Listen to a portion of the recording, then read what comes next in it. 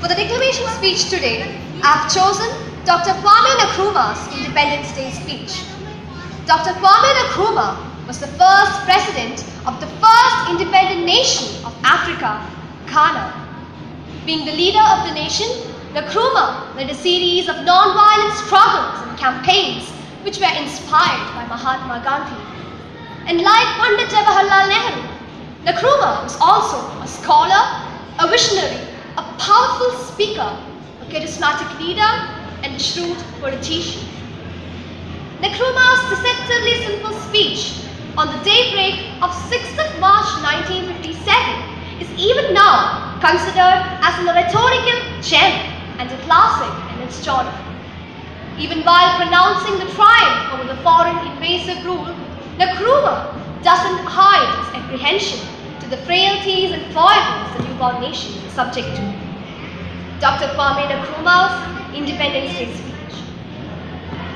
At long last, the battle has ended, and thus Ghana, your beloved country, is free forever.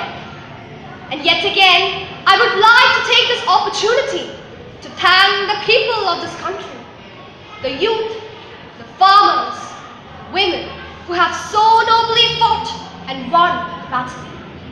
And also, I would like to thank the valiant ex-servicemen of this country who have so cooperated with me in this mighty task of freeing our country from foreign rule and imperialism. And also, as I pointed out, from now on, today, we must change our attitudes and our minds. We must realize that from now on, we are not a colonial, but free and independent people. But also, as I pointed out, this also entails hard work. The new Africa is ready to fight his own battles, and that the black man is capable of managing his own affairs. We are going to demonstrate to the rest of the world, to the other nations, that we are ready to lay our foundation, our own African personality. And as I said to the assembly before, we are going to lay our foundation of our own African personality and identity, as this is the only way through which we can prove to the rest of the world that we are ready to fight our own battles. Yet, on this great day, let me call upon you all. Let us remember that nothing can be achieved without the purport and support of God Almighty. We have won the battle, and yet again rededicate ourselves. Let us not forget that our independence is meaningless unless it is linked with the total liberation of Africa.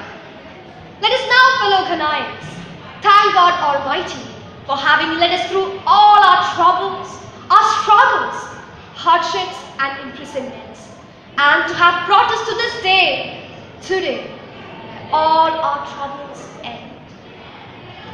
Ghana is free forever, and reshaping the destiny of this country and depending upon you millions, the chiefs and the people of this country, and depending upon you. Let us pick it up and make it a nation that would be respected by the rest of the nations of the world. We know that we are going to have a difficult beginning, but let me remind you that I am relying upon your support. I am relying upon your heart. Seeing you in this, it doesn't matter how far my eyes can reach, but I can see that you are assembled here in your millions.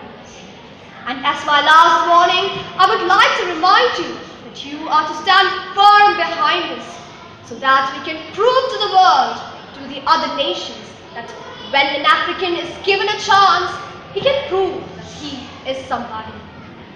We have awakened. We will not sleep anymore. From now on, today, there's a new African in the world. Thank you. Thank you, Anamika. Thank you so much.